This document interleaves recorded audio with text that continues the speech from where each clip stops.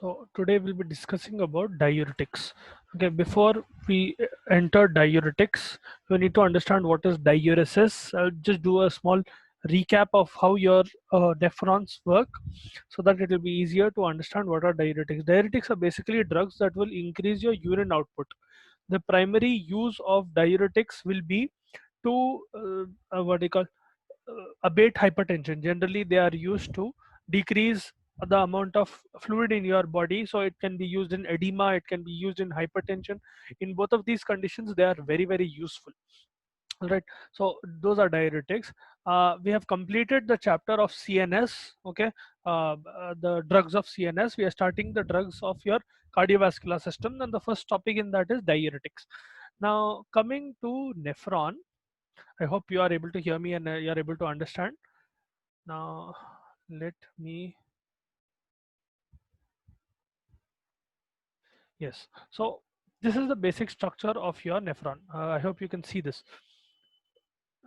Yeah, so in the basic structure of your nephron you'll be able to see that there is a glomerulus which has an efferent arteriole and an afferent arteriole, afferent with a and afferent with a e. So it is not mentioned here. This one will be afferent arteriole, okay, a, and this one will be efferent arteriole. The distinction between them is that afferent arteriole will bring blood with impurities, or it will bring blood with several constituents that need to be filtered, whereas efferent arteriole will take filtered blood out of your kidney, or it will take filtered blood out of your nephron. Okay, I hope you're following along.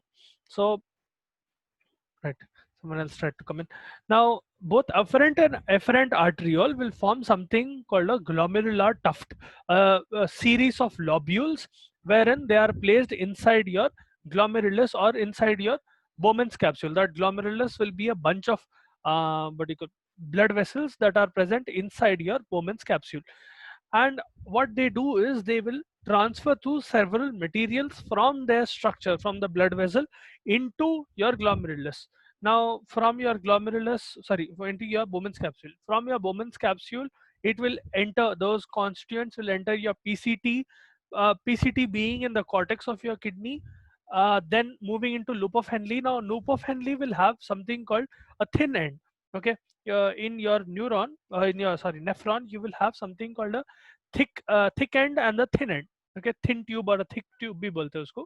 So this is the thinner tube, this will be the thinner tube.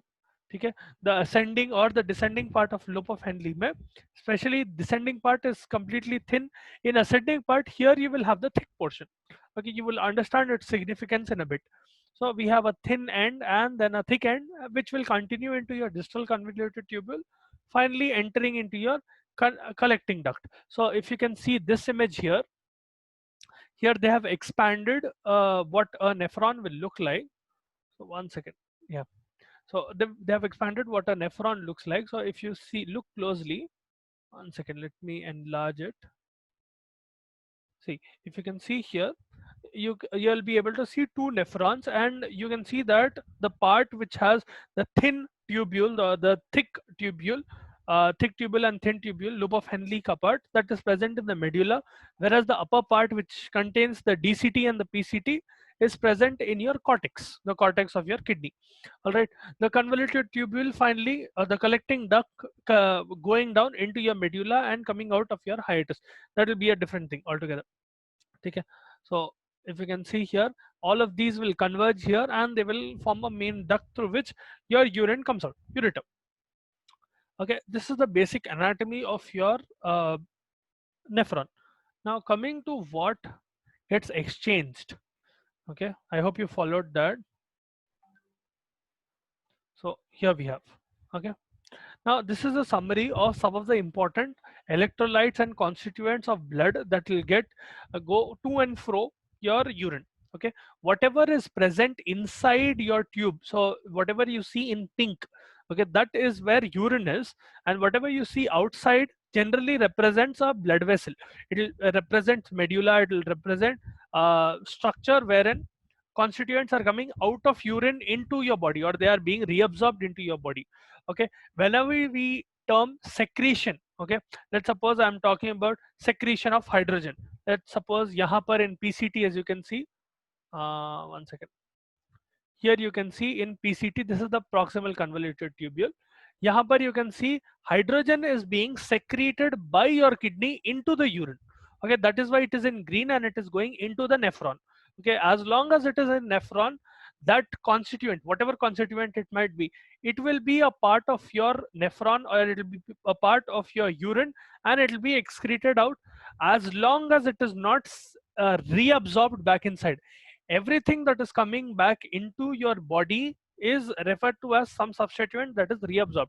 So in the PCT itself, you can see that glucose, amino acids, phosphates, sodium chloride, potassium, bicarbonate, water, all of them are being reabsorbed. So they are brought inside your body, whereas hydrogen is secreted into the urine. All right, that is a big difference. I hope you guys are following along. Now, right. As you can see here in PCT, you can clearly see that glucose, amino acids, phosphates, and a bunch of the others are reabsorbed back into your body, whereas hydrogen is secreted into your urine. All right. Here, what happens is water is being secreted into your urine, into your body, meaning the volume of your urine. Okay, the total volume of your urine that is present in your nephron, that will decrease. If you move into the thinner tube of the loop of Henle, you have a thinner tube and a thicker tube. It will continue into a thicker tube. So this part is the thin tube. One second.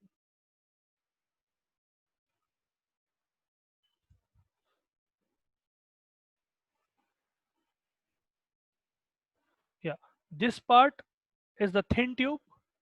Okay, and this part is the thick tube. Before the DCT, this from here on out, you will have the DCT. So all of this from here to here is a thick tube. Okay.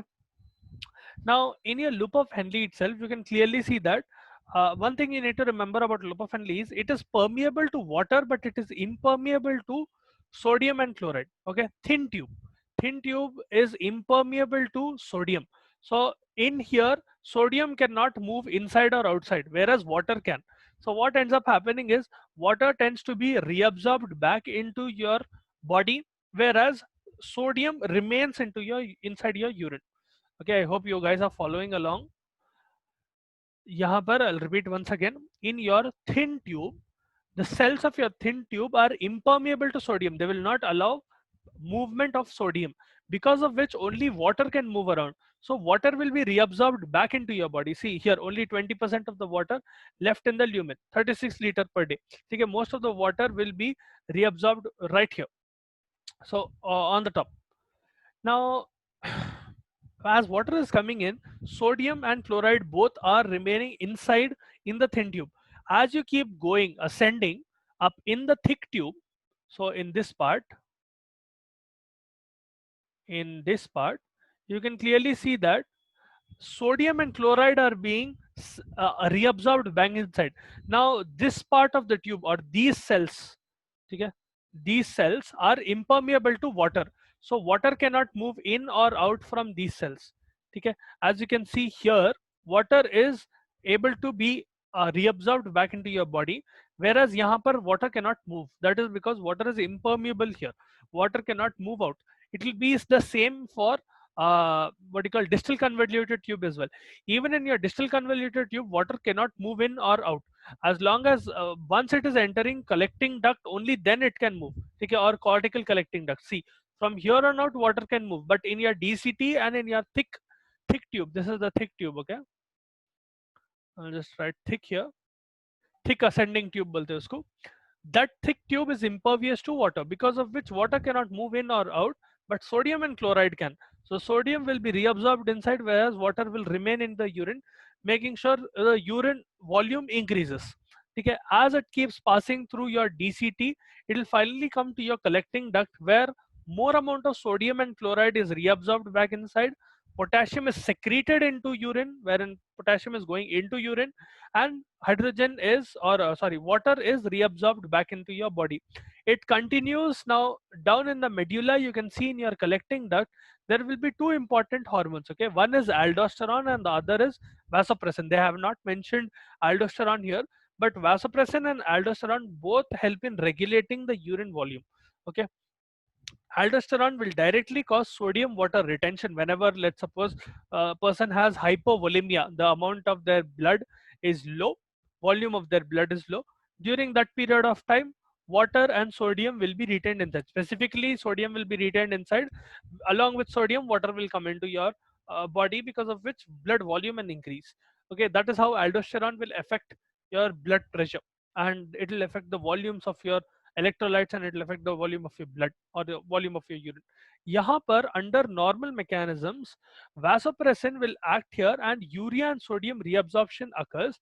At the same time, what happens is sodium chloride, bicarbonate, water, all of them are reabsorbed inside, whereas urea will be excreted out in the form of ammonia. It will be converted into ammonia, hydrogen is lost, and potassium is lost.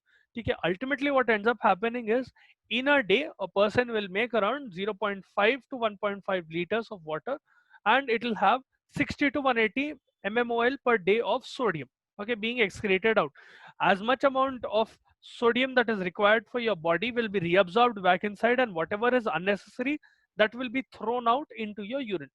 Okay, this is the basic summary of what is happening in your nephron. All right, I hope you understood this, because it is essential for you to understand this before we get into diuretics. Do you want me to repeat any particular part, or do you want me to go over the anatomy once again, or the physiology?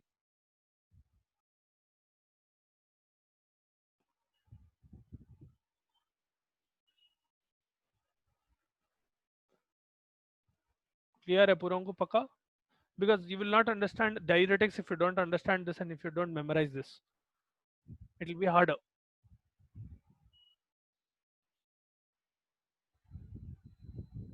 Okay.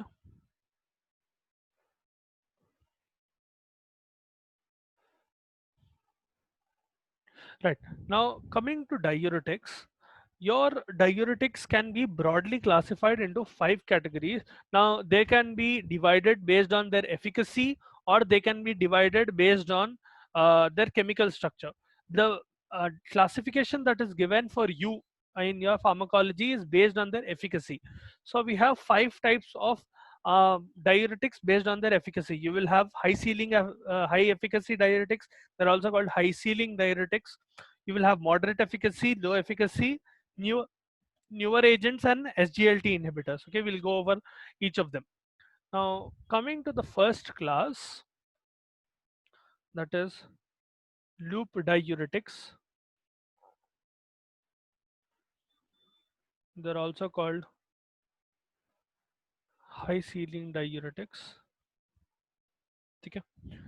High ceiling or high efficacy diuretics, both of them, they are very efficient. These are one of the best diuretics you can give, especially with respect to diuresis. If you want to perform diuresis very well or very rapidly, diuretics are the loop diuretics are the best drugs that you can give. So the main drugs that will be included in this will be furosemide. You must have come across a drug called Lasix, right? That is basically furosemide. Torsemide, you have ethacronic acid, and pyretonide, as well as azoxamide. Okay, you also have bumetanide, but these many examples are enough. Now, how do these work? Now, loop diuretics basically block sodium, potassium, and 2-chlorine symport in loop of Henle. In your loop of Henle, if you remember, so if I draw your loop of Henle, let's suppose if we look into the cells of your loop of Henle,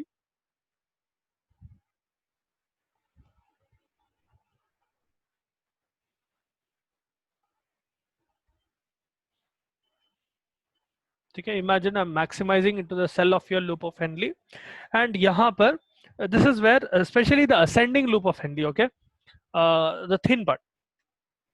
Now यहाँ पर what is happening is, so this is your lumen. This lumen has urine, and this part is blood.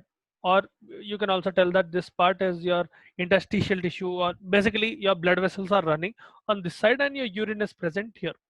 So you have something called a sodium potassium 2 chlorine symporter. Okay, one very special kind of protein that will cause sodium potassium and 2 chlorine molecules to come inside. Okay, so sodium potassium and 2 chlorine molecules will be able to come inside, and you have a particular diffuse transporter here which will passively move out potassium ions just to make sure what you call electrons are balanced. Okay, now this sodium ion and chlorine ion will be exchanged here, and what happens is you have a sodium chlorine co-transporter here wherein sodium and chlorine come into your blood, and another thing that will happen is sodium from here can come inside in exchange for potassium. This is what normally happens. This is a sodium potassium ATPase, sodium potassium ATPase, okay? And this is called a sodium potassium 2 chloride symporter, because all of them are moving in the same direction together. It is called a symporter. Okay?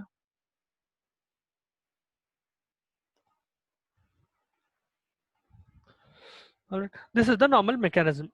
Now this is where your loop diuretics will come into picture. They will come and they will inhibit this fellow. They will block this particular protein, or they will inhibit the function of this membrane protein. Okay. Normally what is happening along with sodium, see, whenever you have sodium coming into your body, or if they are being reabsorbed back inside, what ends up happening is water follows. Network problem here because of heavy rain. You're not able to hear me. Okay, you can second.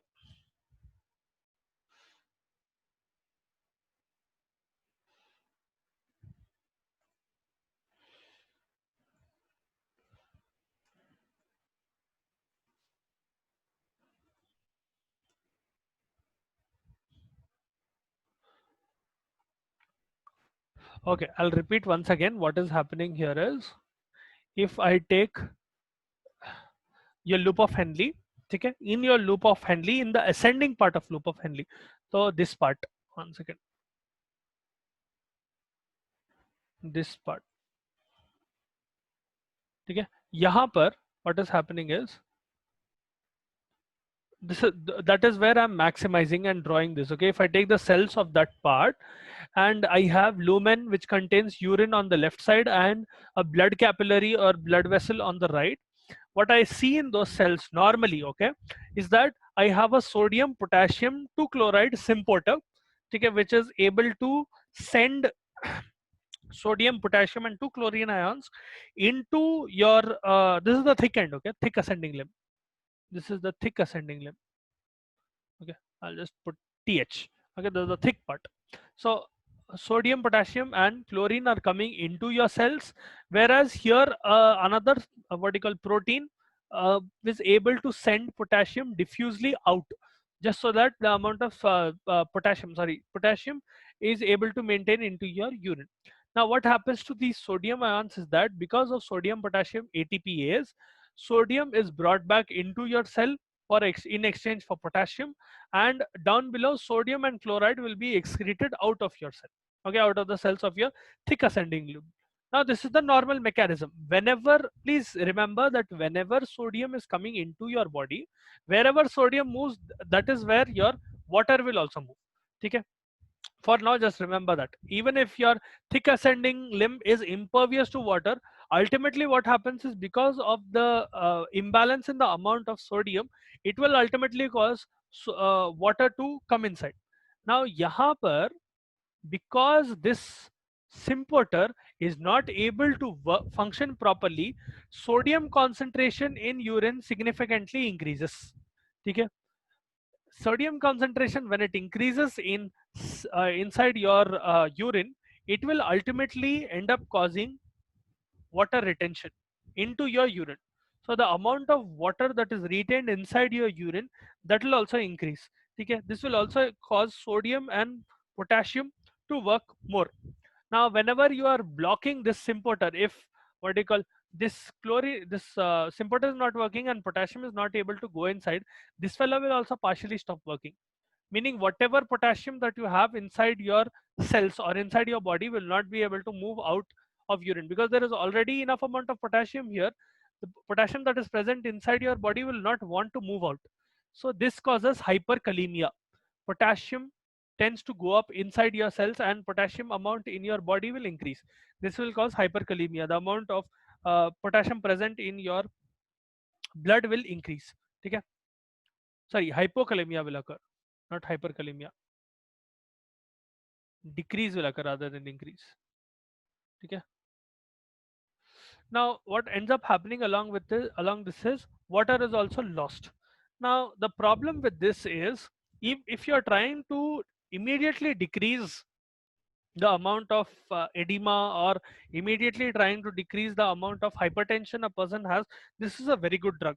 It will cause rapid and excessive reduction in blood volume.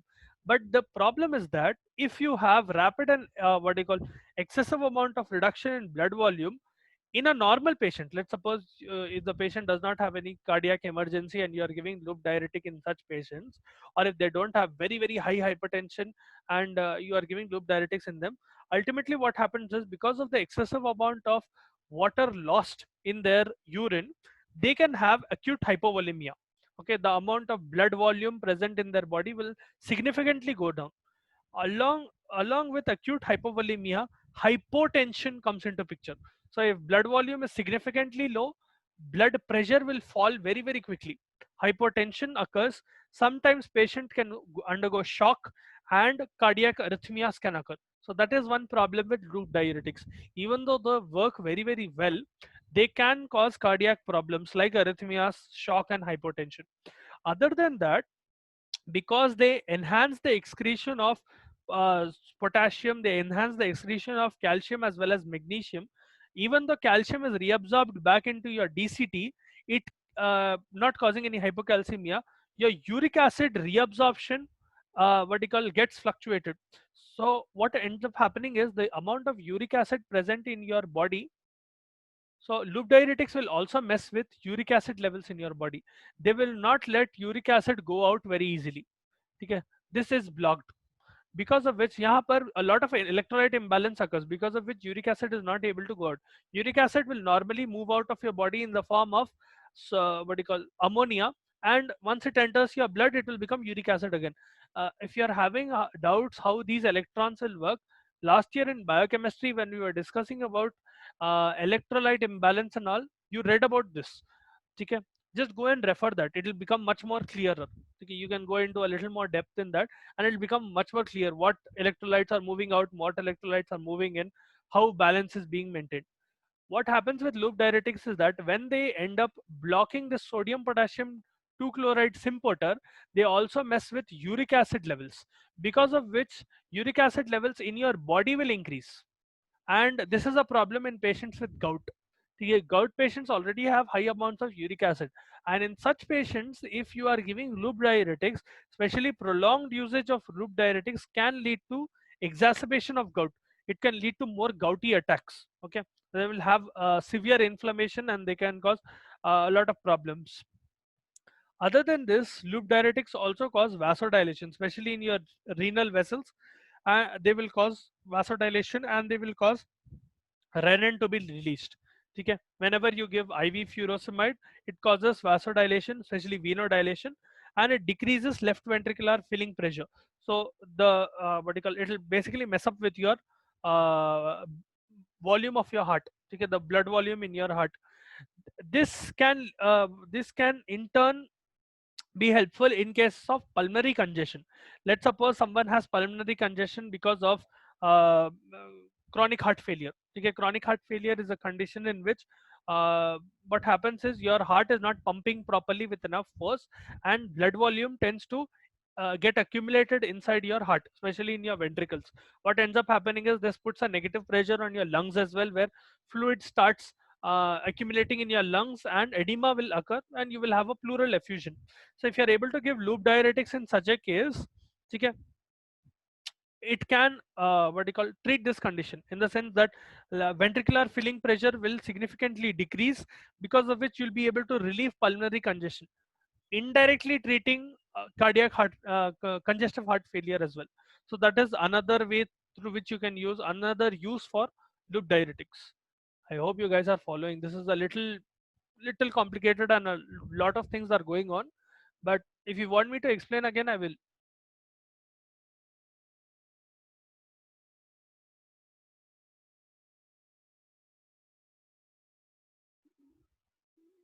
Okay, you have no doubts, you're understanding everything.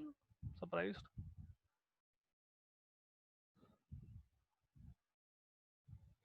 See, I'll repeat once just in case you did not understand. The primary mechanism through which your loop diuretics work is, okay, before getting to the drug itself, you have to understand that in your nephron, we have something called your thick ascending limb. In your loop of Henle itself, there is something called a thick ascending limb, okay, which is impervious to water, but it allows sodium and chloride to move out. What happens with this is, ultimately, because of increased amount of sodium in this thing in your blood, water will also come inside your body. Wherever sodium goes, that is where water will follow. Even if it is not able to move into through your thick ascending limb, it will move somewhere else. It will move into your collecting duct. Wherever it is coming across your collecting duct, that is where water will come inside, because the vertical concentration of urine will change. That is when urine will water will come inside. यहाँ पर क्या हो रहा, in your thick ascending limb, there is one particular transporter or a particular protein called sodium potassium 2 chloride symporter. The function of that is to reabsorb back inside into your body sodium, potassium, and 2 chloride ions. Okay? This will create a net difference in electrolytes in your urine. Ultimately, what happens is, in your collecting duct, once you go all the way up to your collecting duct, if you see this image once again, yeah, see, it is happening here. यहाँ पर, ठीक है, second, right, यहाँ पर it is basically blocking the exit of sodium and chloride. Okay, if you can see, normally sodium and chloride should be reabsorbed back into your body, and ultimately what happens is, because of a difference in electrolyte being created, water starts getting reabsorbed into your body from here and here. So water is being reabsorbed here and water is being reabsorbed here. Ultimately, this basically follows sodium and chloride. That is how water is coming inside. Okay. What we are trying to do with loop diuretics is that we are trying to block this reabsorption. Whenever you block this reabsorption, sodium and chloride tends to remain into your urine. Because of this, the total amount of water that is present in your urine will increase. If you do not have sodium and chloride coming into your body, obviously water will follow that sodium and chloride, and ultimately what will happen is, the amount of urine present in your blood will significantly increase. Okay, that is how it is causing diuresis. All right. यहाँ पर when I take a loop diuretic, it will block this fellow, and ultimately it will end up causing what you call diuresis. Other than that, it will also cause hypokalemia. It will cause increased secretion of potassium into your urine, and it will decrease the amount of potassium that is present in your blood, because of which it can cause hypokalemia. Sometimes it will also lead to metabolic alkalosis. Okay, the amount of what you call hydrogen in your blood will significantly decrease because of bicarbonate fluctuations, and ultimately it can lead to metabolic alkalosis. Those are all side effects of your loop diuretics. Now, another thing that you have to remember is that this transporter, this symporter, is also present in your inner ear. So what happens is, when you give loop diuretic to someone, they not only get affected, or their transporter, not only in their kidneys get affected, but also in their ear. Because of this, loop diuretic is a ototoxic drug. It can cause ototoxicity or hearing impairment. Okay, because this symporter is present in your ear and it contributes to the hearing process. If you are blocking this, it can lead to ototoxicity. Now coming to specific adverse effects of your loop diuretics. Okay, adverse effects of loop diuretics will include hypokalemia,